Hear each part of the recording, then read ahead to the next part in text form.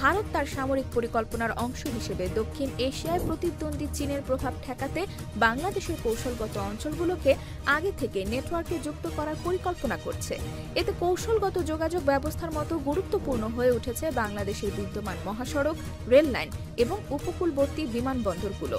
সম্প্রতি মংলা ও পায়রা বন্দরের পরিকাঠামো নিয়েও ভারতের আগ্রহ বেড়েছে।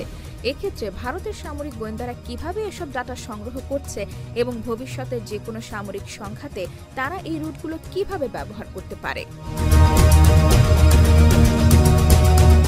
বাংলাদেশের পার্বত্য এলাকায় পাকিস্তানের আইএসআই ঘোরাফেরা করছে বলেও মন্তব্য শোনা যায় ভারতের কাছ থেকে।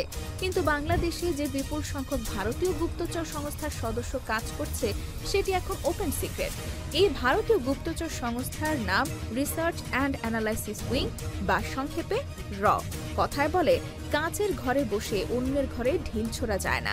তারা আগে ঢিল ছুঁড়েছে, এবার তাদের কাঁচের ঘরে ঢিল মেরেছে আর কেউ নয়, স্বয়ং আসম আব্দুর রব। আসম আব্দুর রব অতীতে একাধিকবার বলেছেন যে বাংলাদেশে ভারতের গোয়েন্দা সংস্থা রয়ের বিশাল নেটওয়ার্ক রয়েছে। তিনি কোনো রাগঠাক না করে বলেছেন যে বাংলাদেশের রয়ের 60,000 এজেন্ট বা গুপ্তচর রয়েছে। র সম্পর্কে এই কথা রব একবার নয়, একাধিকবার বলেছেন। বাংলাদেশে অবস্থানরত ভারতীয় গুপ্তচরদের সংখ্যা 60,000 নাকি তার চেয়ে বেশি, নাকি তার চেয়ে কম, সেরকম হলফ করে কোনো বলার মতো তেমন কোনো সূত্র নেই। তবে তাদের সংখ্যা যে বিশাল সে ব্যাপারে সন্দেহের কোনো অবকাশ থাকা উচিত নয় বলে দাবি অনেকের। তারা যে অত্যন্ত গুরুত্বপূর্ণ খবর রাখে এবং তাদের হটলাইন যে ঢাকা এবং দিল্লির মধ্যে সরাসরি বিস্তৃত সে ব্যাপারেও রবের ধারণা। লন্ডনের একটি সর্বাধিক পরিচিত পত্রিকা দ্য ইকোনমিস্ট জনৈক ইশরাকের একটি ইন্টারভিউ ছেপেছেন। এই ইশরাকের পৈতৃক নিবাস ভারতের উত্তরবঙ্গের নওগাঁ জেলায়।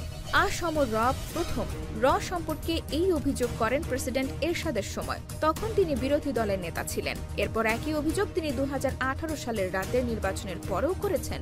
রব ছাড়াও শেখ হাসিনার পতনের পর অনেকেই দাবি করেছেন যে খোদ সেনা ছাউনিতেও রয়ের অফিস থাকার সম্ভাবনা রয়েছে।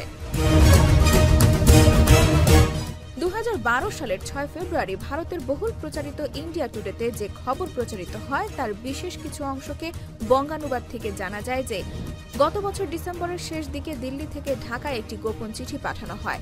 চিঠিটি সরাসরি বাংলাদেশের প্রধানমন্ত্রী শেখ হাসিনার হাতে দেওয়া হয়।